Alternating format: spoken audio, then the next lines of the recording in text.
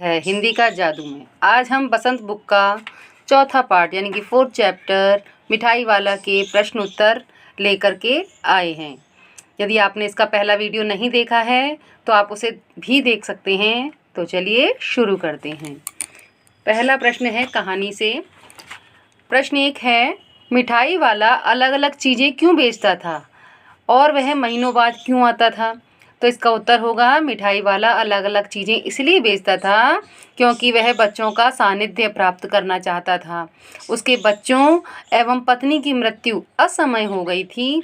वह अपने बच्चों की झलक इन गली के बच्चों में देखता था, इसलिए वह बच्चों की रुचि की चीज़ें बेचा करता था और बदल बदल कर बच्चों को चीज़ें लाया करता था। इसलिए उसके आते ही बच्चे भी उसे घेर लिया करते थे। वह बच्चे की फरमाइशें पूरी करता रहता था। वह कई महीनों बाद आता था क्योंकि उसे पैसों का कोई लालच नहीं था। इसके अलावा वह इन चीज़ों को तैयार करवाता था और बच्चों की उत्सुकता को बनाए रखना चाहता था। ठीक है, आगे बढ़ते हैं प्रश्न 2 पर। मिठाई वाले में वे कौन से गुण थे जिनकी वजह से बच्चे बड़े भी उसकी ओर खींचे चले आते थे? तो इसका उत्तर होगा, मिठाई वाले का मधुर आवाज़ में गा गा कर अपनी चीज़ों की विशेषताएं बताना, बच्चों की मनपसंद चीज़ें लाना, कम दामों में बेचना, बच्चों से अपनत्व दर्शाना आदि ऐसी विशेषताएं थी जो बच्चे बड़े भी उसकी ओर खींचे चले आते थे। प्रश्न 3 देखेंगे। विजय बाबू एक ग्राहक थे और मुरली वाला एक विक्रेता। दोनों अपने अपने पक्ष के समर्थन में क्या तर्क पेश करते हैं? इसका उत्तर होगा, विजय बाबू एक ग्राहक थे जबकि मुरली वाला एक विक्रेता। दोनों ने मोल भाव के लिए अपने अपने तर्क दिए।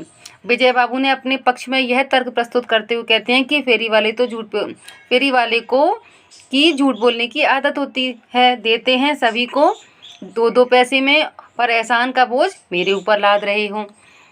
इसके विपरीत मुरली वाले ने अपना तर्क प्रस्तुत करते हुए कहा, ग्राहक को वस्तुओं की लागत का पता नहीं होता। उनका दस्तूर होता है कि दुकानदार चाहे हानि उठाकर वस्तु क्यों न बेचे, पर ग्राहक यही समझते हैं कि दुकानदार उन्हें लूट रहा है। ठीक है, आगे बढ़ते हैं प्रश्न 4 पर। खिलौने वाले के आने पर बच्चों की क्या प्रतिक्रिया होती थी? तो इसका उत्तर होगा, खिलौने वाले के आने पर बच्चे खुश हो जाते थे। बच्चे अति उत्साहित हो जाते थे। उन्हें खेलकूद भूलकर अपने सामान, जूते, चप्पल आदि का ध्यान नहीं रहता। वे अपने अपने घर से पैसे लाकर खिलौने का मोल भाव करने लग जाते थे। खिलौने वाला उनका मनचाहा खिलौना दे देता था और बच्चे उन्हें काफ़ी खुश हो जाते थे। बच्चे खुशी से पागल से हो जाते थे। ठीक है, आगे होगा प्रश्न 5। रोहिणी को मुरली वाले के स्वर से खिलौने वाले का स्मरण क्यों हो आया? तो इसका उत्तर होगा, रोहिणी को मुरली वाले के स्वर से खिलौने वाले का स्मरण इसलिए हो आया क्योंकि खिलौने वाले की तरह ही उसकी आवाज़ जानी पहचानी थी। खिलौने वाला भी इसी प्रकार मधुर स्वर में गाकर खिलौने बेचा करता था।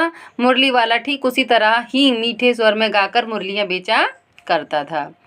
प्रश्न 6 देखेंगे। किसकी बात सुनकर मिठाई वाला भावुक हो गया था? उसने इन व्यवसायों को अपनाने का क्या कारण बताया? तो इसका उत्तर होगा, रोहिणी की बात सुनकर मिठाई वाला भावुक हो गया था। इस पर उसने भावुक हो बताया, मैं भी अपने नगर की एक प्रतिष्ठित व्यापारी था। मकान, व्यवसाय, गाड़ी, घोड़े, नौकर चाकर सभी कुछ था। स्त्री थी, छोटे छोटे 2 बच्चे थे। मेरा वह सोने का संसार था। उसके पास सुख के सभी साधन थे। स्त्री और छोटे बच्चे भी थे। ईश्वर की लीला सभी को ले गई। उसने इन व्यवसायों को अपनाने के निम्नलिखित कारण बताए। मैं इस व्यवसाय के माध्यम से अपने खोए बच्चों को खोजने निकला हूँ। इन हंसते कूदते छलते और इटलाते बच्चों को अपने बच्चों की झलक होगी। इन वस्तुओं को बच्चों में बेचकर संतोष का अनुभव करता हूँ। बच्चों के चेहरे की खुशी देखकर मुझे असीम संतोष मिलता है। ठीक है, प्रश्न 7 पर। अब इस बार ये पैसे ना लूँगा। कहानी के अंत में मिठाई वाले ने ऐसा क्यों कहा? तो इसका उत्तर होगा, मिठाई वाले के जीवन का रहस्य कोई नहीं जानता था, लेकिन जब उसने अपने जीवन की सारी गाथा दादी और रोहिणी को बताई, उसी समय रोहिणी के छोटे छोटे बच्चे चुन्नू मुन्नू आकर मिठाई मांगने लगते हैं। वह दोनों को मिठाई से भरी एक पुड़िया देता है। रोहिणी पैसे देती है तो उसका यह कहना अब इस बार ये पैसे ना लूँगा इस बात को दर्शाता है कि उसका मन भराया और ये बच्चे उसे अपने बच्चे ही लगे।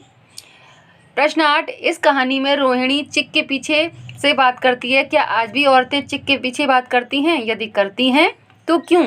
आपकी राय में क्या सही है? इसका उत्तर होगा स्वतंत्रता प्राप्ति के पश्चात संविधान ने स्त्री पुरुष को समान अधिकार दिए और आज शिक्षा के प्रसार व आधुनिकीकरण से भी समाज में बदलाव आया है। आज स्त्रियां पुरुषों से किसी भी क्षेत्र में पीछे नहीं हैं, लेकिन भारत के कुछ पिछड़े गांव व स्थान ऐसे भी हैं जहां स्त्रियों को आज भी पर्दे में रहना पड़ता है। ऐसे में वे चिक के पीछे बात करने को मजबूर होती हैं। उनकी राय में यह पूर्णतया गलत है, क्योंकि स्त्री पुरुष दोनों समाज के आधार हैं। दोनों को समान दर्जा मिलना चाहिए।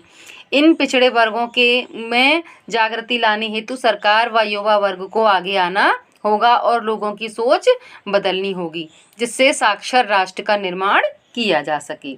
ठीक है बच्चों, आगे बढ़ते हैं कहानी से आगे। इसका प्रश्न एक है, मिठाई वाले के परिवार के साथ क्या हुआ होगा? सोचिए और इस आधार पर एक और कहानी बनाइए। इसका उत्तर होगा मिठाई वाले का परिवार अवश्य ही किसी दुर्घटना का शिकार हुआ होगा। कहानी, एक गांव में एक मिठाई वाले की दुकान थी। तरह तरह की मिठाइयाँ बेचा करता था। छोटे छोटे सभी उसकी मिठाइयाँ शौक से खाते थे।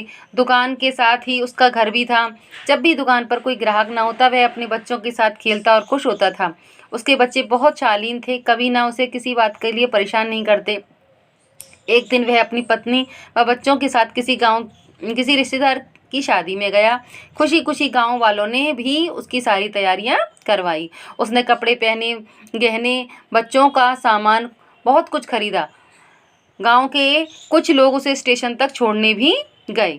रेलगाड़ी में पत्नी, बच्चे व वह स्वयं सभी बहुत खुश थे। अचानक तेज रफ्तार से चलती गाड़ी के कुछ डिब्बे रेल की पटरी से उतर गए व बुरी तरह से उलट गए। न जाने कितने ही लोग इस हादसे में मर गए। मरने वालों में उनकी पत्नी व बच्चे भी थे। मिठाई वाला तो जैसे पागल ही हो गया। वह गांव वापस आया।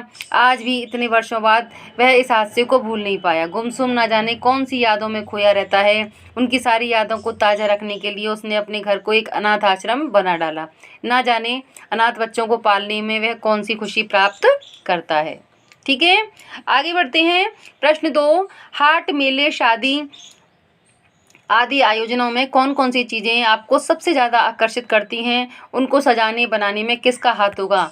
उन चेहरों के बारे में लिखिए। तो इसका उत्तर होगा हाट, मेले, शादी आदि आयोजनों में हमें मिठाइयाँ, गोलगप्पे, चाट पापड़ी, फ्रूट चाट, चीले, छोले भटूरे, सांभर, डोसा, इडली, चाइनीज़ फूड व इसके अलावा विभिन्न खाद्य पदार्थ आकर्षित करते हैं। इसको बनाने सजाने में विभिन्न पाक कला विशेषज्ञों का हाथ होता है। जैसे खाद्य पदार्थों के लिए हलवाई है, इसके पहनावे अलग अलग क्षेत्रों में अलग अलग हो सकते हैं। जैसे समोसे बनाने वाला समोसे बनाने में, सांभर डोसा बनाने वाला सांभर में, इडली बनाने वाला इडली बनाने में, आइसक्रीम बनाने वाला आइसक्रीम बनाने में आदि। ठीक है, आगे बढ़ते हैं। प्रश्न 3, इस कहानी में मिठाई वाला दूसरों को प्यार और खुशी देकर अपना दुख कम करता है। इस मिजाज की और कहानियाँ, कविताएं ढूंढिए और पढ़िए। तो बच्चों इसका उत्तर होगा ऐसी कहानी पुस्तकालय में ढूंढें, ये छात्र स्वयं करना, ये आपको खुद ही करना होगा। ठीक है, आगे बढ़ेंगे। अनुमान और कल्पना। इसमें दिया है प्रश्न 1, आपकी गलियों में कोई अजनबी फेरी वाले आते होंगे। आप उनके बारे में क्या क्या जानते हैं? अगली बार जब आपकी गली में कोई फेरी वाला आए तो उससे बातचीत कर जानने की कोशिश कीजिए। इसका उत्तर होगा हमारी गली में मौसम के अनुसार कई फेरी वाले आते हैं, जैसे मूंगफली वाला, चाट वाला, फल वाला, सब्जी वाला, खिलौने वाला, आइसक्रीम वाला, कपड़े वाला आदि। ये सब बड़ी मीठी स्वर में पुकार पुकार कर अपनी चीज़ें बेचते थे। ये लोग कम पैसे में पूंजी के अभाव में घूम घूम कर चीज़ें बेचते हैं। अगर इनके पास पूंजी होती तो ये भी बड़े दुकानदार होते। चाट, आलू टिक्की फेरे वाले से बातचीत। बालक, ए चाट वाले भैया 10 रुपए की कितनी टिक्की दिए हैं? चाट वाला कहता है 5 के, 1 और 10 रुपए की 2 टिक्की। बालक, 10 रुपए के 3 आते हैं। चाट वाला, मेरे आलू की टिक्की विशेष प्रकार की है, मैं तो 10 रुपए का एक ही देता हूँ। बालक, अच्छा 20 रुपए का आलू टिक्की दे दो। ठीक है, आगे बढ़ते हैं। प्रश्न 2 में इसका, आपके माता पिता के ज़माने से लेकर अब तक फेरी की आवाज़ों में कैसा बदलाव आया है, बड़ों से पूछकर लिखिए। तो इसका उत्तर होगा, हमारे माता पिता के ज़माने में प्रत्येक वस्तुएं फेरी वाला ही बेचने आया करता था। वह मधुर स्वर में गा गा कर अपना सामान बेचा करते थे। फेरी वाला प्रायः सभी तरह की वस्तुएं लाया करते थे, लेकिन आजकल फेरी वालों की संख्या में काफ़ी कमी आ गई है। लोग प्रायः ब्रांडेड सामान खरीदना पसंद करते हैं, अतः वे अधिकतर दुकान से सामान लेते हैं। फेरी वाले पहले की तरह मधुर स्वर में गाते हुए नहीं चलते हैं, अब उनके मीठे स्वर में कमी आ गई है। प्रश्न 3 है, आपको क्या लगता है वक्त के साथ फेरी के स्वर कम हुए हैं? कारण लिखिए। उत्तर इसका होगा, यह सही है कि वक्त के साथ फेरी के स्वर कम हुए हैं, क्योंकि लोगों की रुचि फेरी वाले के सामान खरीदने में कम होती जा रही है। आगे बढ़ेंगे, भाषा की बात। प्रश्न 1 है, मिठाई वाला, बोलने वाली गुड़िया, ऊपर वाला का प्रयोग। अब बताइए कि बाला का में दिया है, बाला से पहले आने वाले शब्द संज्ञा, सर्वनाम, विशेषण आदि में से क्या हैं? खा में दिया है, ऊपर लिखे वाक्यांशों में उनका प्रयोग है। तो इसका उत्तर होगा, मिठाई वाला शब्द संज्ञा है तथा बोलना क्रिया है। खा में दिया है, मिठाई वाला शब्द विशेषण है, जबकि बोलने वाली गुड़िया में गुड़िया संज्ञा है, जबकि बोलने वाला शब्द विशेषण है और गुड़िया की विशेषता बता रहा है। ठीक है, आगे प्रश्न 2 है इसका, अच्छा मुझे ज़्यादा वक्त नहीं, जल्दी से 2 ठौ निकाल दो। उपर्युक्त वाक्य में ठौ के प्रयोग की ओर ध्यान दीजिए। पूर्वी उत्तर प्रदेश और बिहार की भाषाओं में इस शब्द का प्रयोग संख्यावाची शब्द के साथ होता है। जैसे भोजपुरी में 1 ठौ लाई का, 4 ठे आलू, 3 ते बटुली। ऐसे शब्दों का प्रयोग भारत के कई अन्य भाषाओं बोलियों में भी होता है। कक्षा में पता कीजिए कि किस किस की भाषा बोली में ऐसा है, इस पर सामूहिक बातचीत कीजिए। तो बच्चों, इसको आपको स्वयं ही करना पड़ेगा। झारखंड की हिंदी, बंगला तथा असमी भाषा का में भी ठौ का प्रयोग होता है। ठीक है। प्रश्न 3, वे भी जान पड़ता है पार्क में खेलने निकल गए हैं। क्यों भाई, किस तरह देते हो मुरली? दादी चुन्नू मुन्नू के लिए मिठाई लेनी है, जरा कमरे में चलकर ठहराओ। भाषा के ये प्रयोग आजकल पढ़ने सुनने में नहीं आते, आप ये बातें कैसे कहेंगे?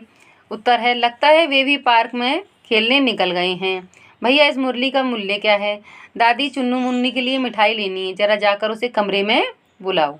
ठीक है, इसे इस तरह से लिखेंगे। आगे बढ़ेंगे, कुछ करने को, ये मूल्यांकन प्रश्न है कि हमने कैसे मूल्यांकन निकाला है इनका।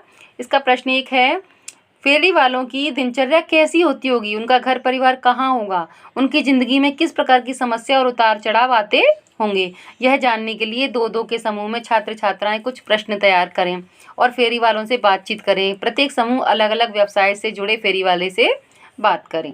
इसका उत्तर होगा, फेरी वाले का जीवन काफ़ी कठिन होता है। वह सुबह से शाम तक गलियों में चक्कर लगाते रहते हैं।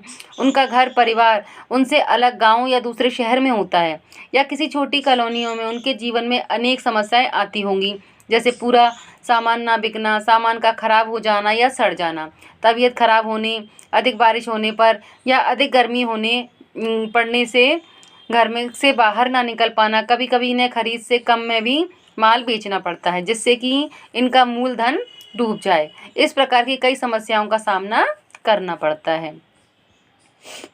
प्रश्नानुसार आज के दौर में अलग अलग व्यवसायों में जुड़े फेरी वालों से उनकी समस्याओं के जीवन के बारे में बात करें। प्रश्न 2 यानी कि 2, इस कहानी को पढ़कर क्या आपको यह अनुभूति हुई है कि दूसरों से प्यार और खुशी देने से अपने मन का दुख कम हो जाता है? समूह में बातचीत कीजिए। इसका उत्तर होगा हाँ, फेरी वालों के जीवन से इस बात का पता लगता है कि दूसरों को प्यार और खुशी देने से दुख कम हो जाता है। जैसे मिठाई वाले के बच्चे और पत्नी की मृत्यु के बाद वह दूसरों के बच्चों को जब उनकी पसंद का सामान ला कर बेचता तो उसके चेहरे की खुशी की लहर देखकर उसे संतोष, धैर्य और सुख की अनुभूति होती थी। वह उन्हीं में अपने बच्चों की झलक देखता था, इसलिए कहा भी है, दुख बांटने से कम होता है। ठीक है। प्रश्न 3 है इसका, अपनी कल्पना की मदद से मिठाई वाले का चित्र शब्दों के माध्यम से बनाइए। तो इसका उत्तर होगा, मिठाई वाला मीठा स्वर, लंबा, दुबले पतले शरीर, भूरी भूरी आँखें, सिर पर टोकरी, पैरों में चप्पल, पजामा कुर्ता पहने, कंधे पर गमछा लिए चलता होगा। वह सिर पर पगड़ी बांधता होगा, उसके कंधे पर फेरी का सामान होता होगा, जिसमें खट्टी मीठी स्वादिष्ट सुगंधित गोलियां होंगी। जब वह मीठे स्वर में आवाज़ लगाते हुए गली में आता होगा तो बच्चे दौड़कर उसे घेरते या घेर लेते होंगे। तो बच्चों, ये था हमारा आज का पाठ मिठाई वाला के प्रश्न उत्तर। आपको वीडियो अच्छी लगी हो तो प्लीज़ प्लीज़ इसे लाइक और सब्सक्राइब करना ना भूलें। इसके साथ ही धन्यवाद।